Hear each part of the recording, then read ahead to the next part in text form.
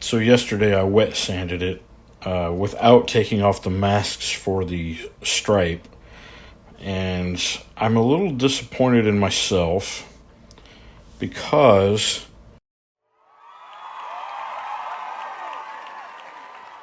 it is still visible. I don't know how well this is going to show up on the camera. Maybe back here. All right, you can see there's a line. Let me grab something to point with here. So there's a line right here and right here. That is the edge of where I masked the white paint originally. So the white goes from this edge to this edge. I'm trying to hold this such that the light shows that line. I think that's showing it right there. All right. And then I masked it for the stripes, which are narrower than that one wide white band. And after I painted the metallic blue, you know, those lines were very visible. So that was the point of wet sanding it. Now, when I wet sanded it, I did remove any ridge or step that was noticeable there. I mean, you can't feel anything with your finger when you run it across there.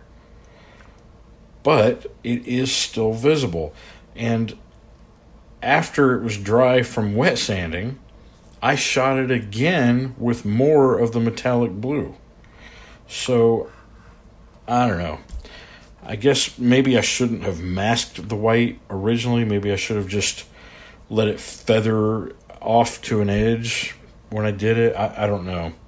Or maybe I should have masked it just for the stripes specifically. I don't know. Either way, it's visible. And I'm not sure what I could have done differently other than specifically masked it just for the racing stripes from the get-go. So maybe that's a lesson learned for me. I'll take it as that. You know, I'll do it differently the next time I do something like this. But, so like I said, I put more of the metallic blue back on it after sanding it. So now I'm ready to remove the masks that are over the white racing stripes, because what's going to happen next is I'm going to use a clear blue over the entirety of the body. So even over that white racing stripe. So the white racing stripe will not be white. It will be a clear blue. But that clear blue will also have an effect on the metallic blue as well. So it'll change the tone and intensity of that color in the end. So let's go ahead and start removing some masking tape here. We'll see what we ended up with. All right, there we are. My masking job came out okay. I'm not sure what's going on with the white paint. I don't know if the tape has done that, but and I don't know if it's showing up on the camera, like I say. But there's some speckling, like the clear coat has speckled, and I do believe it's from the tape.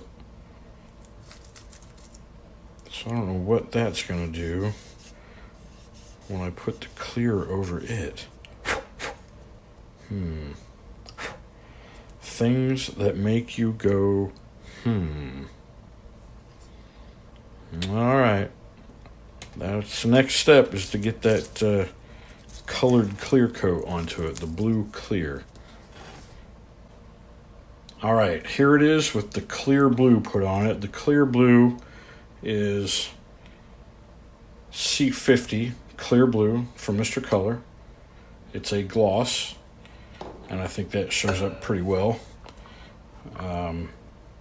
See what it did to the white stripe? So that white stripe is now blue, actually, I guess.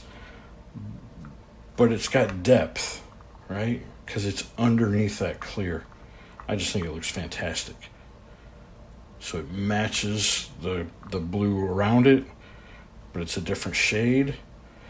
All right, so now what I'll have to do, And I just shot this, so it's not even completely dry yet.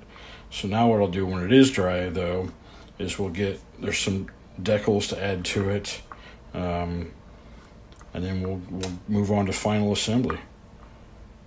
But yeah, well, and actually after the decals go on, then we'll put a clear coat over it. We will clear over all of that and give it even more beautiful depth. All right, time to get some decals on this, decals, so that we can finally get the clear coat put on it. It does have a bit of a gloss finish right now, which will make putting the decals on better. They'll sit better.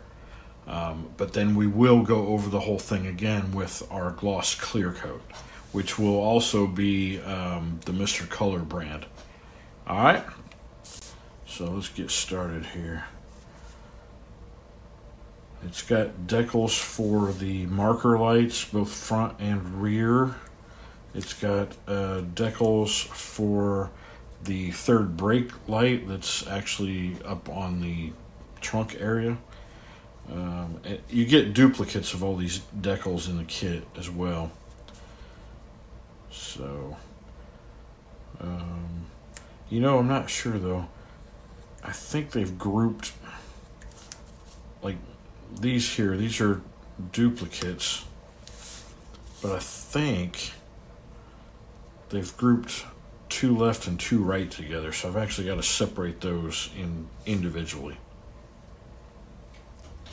All right, my setting solution of choice is the Micro Set and Micro Sol by Micro Scale.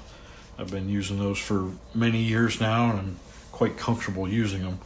So let's get started. I've got a little dish off to my right here out of camera that's got, it's actually got distilled water in it, and that's what I will be using to moisten these decals. Alright, so I'm going to start with the left front marker light, and then I've also put into the water the rear third brake light. So that's where we're at.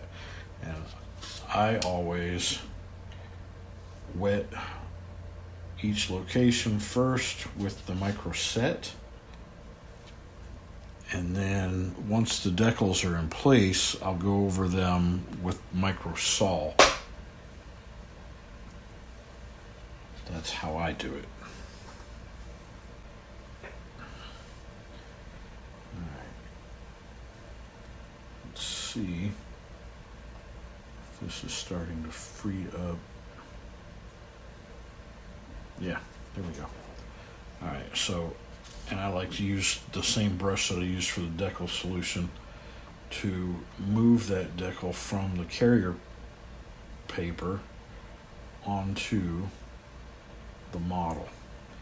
Alright, and then I can use my tweezers to get it into place. Alright, so we're way off the mark with our positioning. Let's drag it down here.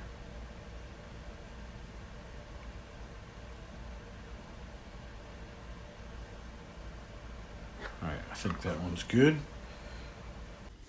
Alright, the decals are on. Everything's set in really well.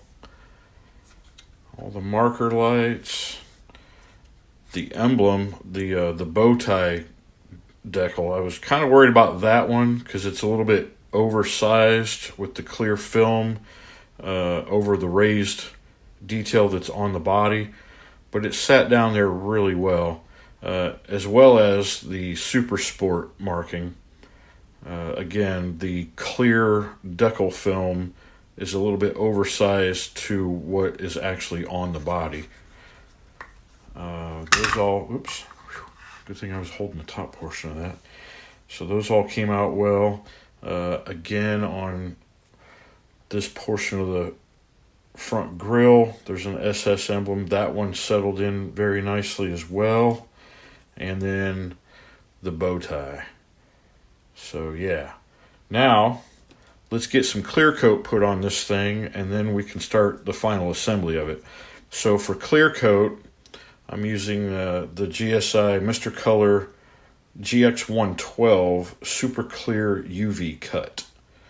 So I'm assuming, because I don't read Japanese, I'm assuming that this helps protect it from yellowing by being exposed to UV light.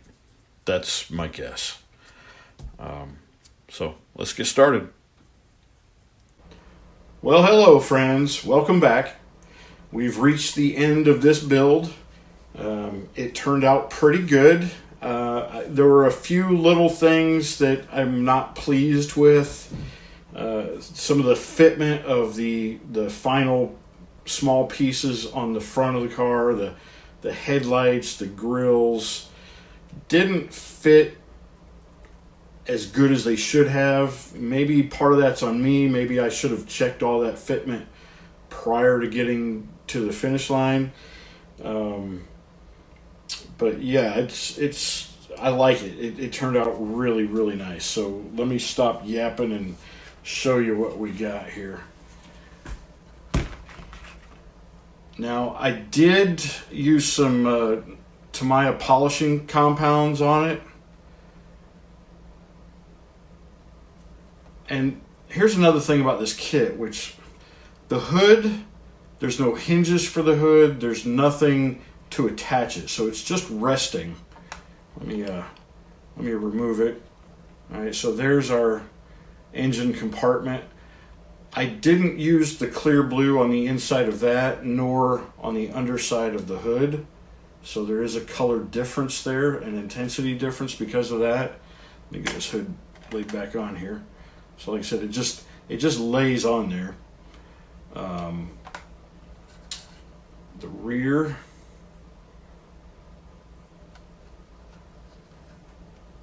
But overall, I'm pretty happy with it.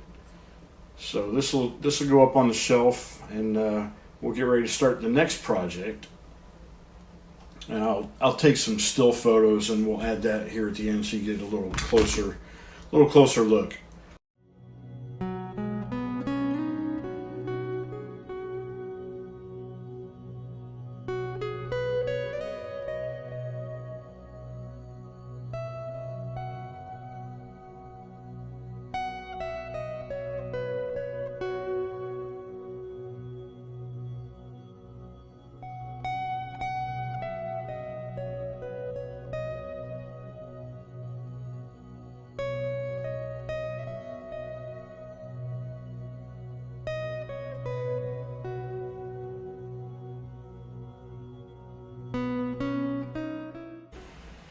Thanks for tuning in.